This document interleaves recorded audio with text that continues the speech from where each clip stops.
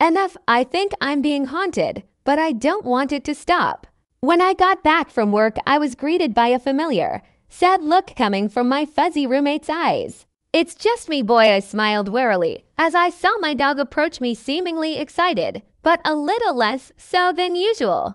I took a glance at his water bowl, topped it off, and grabbed a leash without taking my shoes off. Our usual route took us through a few mostly empty streets and down to a local park. Lately, I rather enjoy the typical autumn gloom that causes depression in so many others. Perhaps it's because it feels quite fitting and familiar to me now. I tossed a few sticks, we scared a few ducks, and before I knew it, it was quite dark due to budget cuts. The street lights were only lit sparingly, one in every 2 or 3. As we made our way back home, both tired, my dog pricked his ears as if he heard something behind us, stopped, turned around, and started wagging his tail excitingly. Looking at nothing in particular, it would seem. It took a few moments before I was able to get him to follow me as we made our way home. It wasn't the first time I've seen him act this way. Dogs see the craziest things, I guess. I locked the doors behind me, put the leash on a small metal hanger, and started on some dinner for the both of us. First, I took the bag of dog food and measured out a little less than the recommended dose. My pupper was getting a little heavier than he should be. Smiling as I saw him devour the portion hungrily, I began working on some human food, the usual 2 packets of rice into a saucepan, a bit of chicken frying off, spiced it all up heavily with pepper, added frozen vegetables, and started portioning it out. Right after I put half of it onto the first plate, I realized my mistake and switched the second plate for a plastic container for tomorrow's lunch. While putting away utensils into a dishwasher, I heard a bit of noise, like someone's putting away a toothbrush in the bathroom. I made my way towards the doors and, seeing no light underneath it, clicked the switch and opened them. It wasn't very surprising nobody was there, though when I turned around I saw a furry head tilted slightly and staring into the dark room.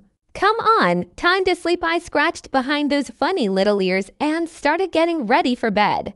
Lying there in the darkness, a slight warmth was radiating from the pretzel-like shape that nested itself near my legs. I could hear its soft breathing and a slight whimper, so I put in my headphones and turned on a random podcast, hoping to have it serve as a white noise equivalent, preventing me from hearing my own thoughts. It seemed to do the trick. I was very nearly asleep when I heard it, a little giggle. My eyes opened wide, not quite sure if it was a part of the podcast or something out on the street. I tried looking around in nigh complete darkness, but couldn't see anything for the first couple seconds. Eventually, my pupils got a little more used to the lack of light, and I could have sworn I could see someone sitting at the edge of the bed with a hand buried in the fur coat of my pet.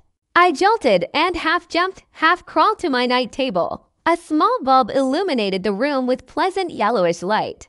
Of course, I saw nothing, except for a very confused and very sleepy dog that really didn't care for my midnight antics. Sighing heavily, I turned the light off and tried falling asleep again, but without much success. In the cold light of the morning sun, a new day arose, not much different to the previous one, with the one exception of it being a Saturday.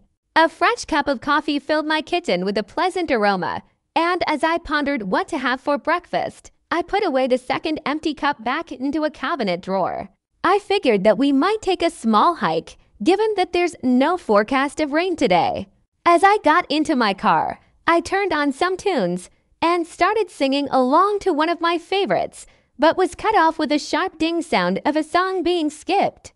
Asterisk radio, I thought to myself, and continued driving until I reached a small clearing that served as a parking lot before a short, but very pretty trail.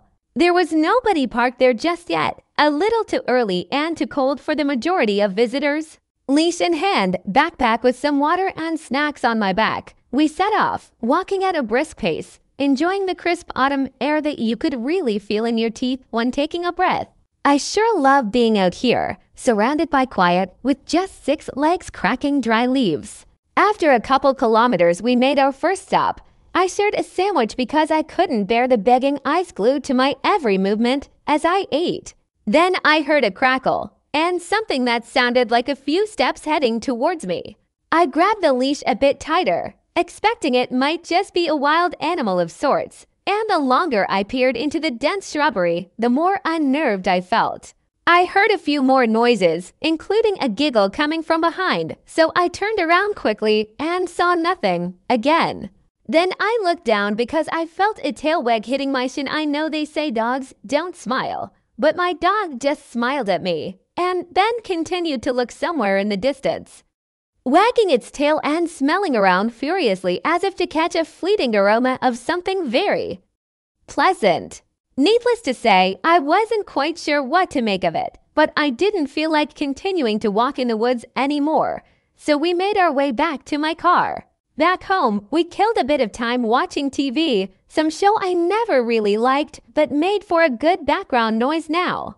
As it started to get dark again, I felt tired and turned off the TV.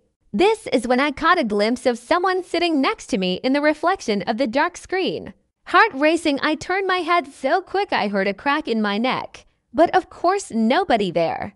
Shaken a bit more, I got up and started walking around my apartment, nervously trying to calm myself down. I'm a rational person, so I tried explaining everything that happened in the last few days with normal phenomena. With a lot of doubt in the back of my head, I made my way to bed, with the same ritual as usual, making sure there's enough space for my dog, getting on the left side of the bed myself, putting my headphones in. It wasn't until I was almost asleep as I heard the giggle again, but this time I didn't jump up. A few moments later, I felt a soft touch on my back and a bit of pressure on my hair as she stroked it. I really miss her. I miss how she didn't like some of my favorite songs and skipped them every time. I miss how she would giggle in her sleep, or when she got tickled by our dog's fur. I miss her going to bed earlier than me and occupying the bathroom beforehand. I know we both miss her, but it took me a little bit longer to notice she's not quite gone. I think I'm being haunted, but I would give everything I have for it to never stop.